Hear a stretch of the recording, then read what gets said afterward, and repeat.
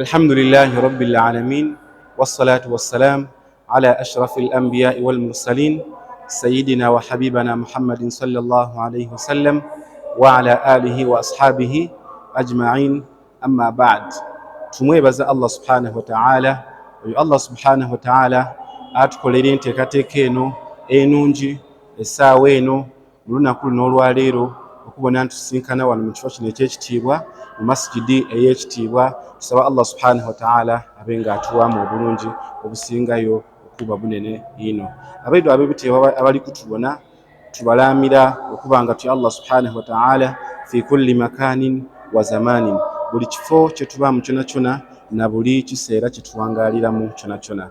Obutamala bwire mu ddakiika dino entono tulijja kulinga ku nsonga ndaleeti, ng'ensonga eyo nkulu ino mu bulamu bwaife buno bwetambuliramu, nga nsonga ya sulatul rahim, okuyunga enganda dhaife Allah subhanahu wa ta'ala liyatuteerawo, era tuboneyo n'obukulu omwana Adamu singa aba ayunza oluganda lwe Allah subhanahu wa ta'ala lwe yamuwa byasobola okufuna mu duniya muno, ebyo Allah subhanahu wa ta'ala byamukolera mu nsi muno.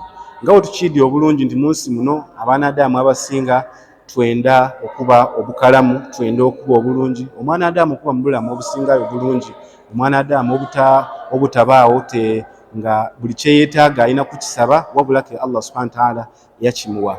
Mu hadith eya Nabi sallallahu alaihi wasallama, nga hadith eva ku Anas radiyallahu anhu, Allah amusiime, akoba nti anna Rasulullah sallallahu alaihi wasallama, nti mazima wekitiibwa Nabi Muhammadin sallallahu alaihi wasallama yakoba nti man ahabba, nti oyo yena ayenda an yubsata lahu fi rizqihi, Allah subhanahu wa ta'ala abe tamugaziikiza mu nfuna ye, wa an yunsa lahu fi atharihi, era Allah subhanahu wa ta'ala abe nga amwongekezaayo ku akaseera kaako okuwangala mu nsi muno.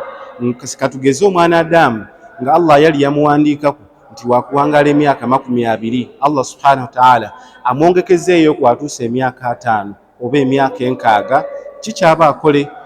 Nabbi sallallahu alaihi wasallama amuwa amagezi yamukoba nti falyasil rahimahu, abe taayunga oluganda lwe olw'obusiraamu. Fil hadith fihi anna silata rahim, mu hadith eyo mulimu ekitulaga nti omwana Adamu wayunga oluganda lwe Allah lwe yamuwa.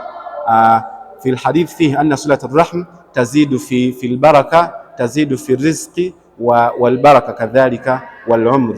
Allah subhanahu wa ta'ala amwongekezaayo ku emikisa, kwegamba amwongera emikisa mu duniya muno, era takomaawo n'obulamu bwe Allah subhanahu wa ta'ala yaba taabwongeraku.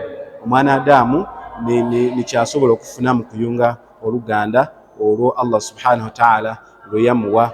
Nabwe kityo omaliza ne aya mu suratu Ra'd ekoba nti likulli ajalin kitab, buli mwana Adamu yenayina entuuko de dagandikibwa nti omwana Adamu eda kufa ku lunaku gundi, eda kufa mu mwaka gundi, wabula yamhu Allahu ma yasha wa yuthbit, ye Allah ku lw'obuyinza bwe asobola okusangulawo ekyo ekyali kyawandiikibwa ku mwana Adamu oyo, ate era yakakasa n'ekyo kyaba kyayenze. Lwaki? Naalina wa indahu ummul kitab, naalina ekikolo kyene ekyekitabo. Wa barakallahu fikum wa kathara Allahu min amthalikum, wa salaamu alaikum wa rahmatullahi wa barakatuh.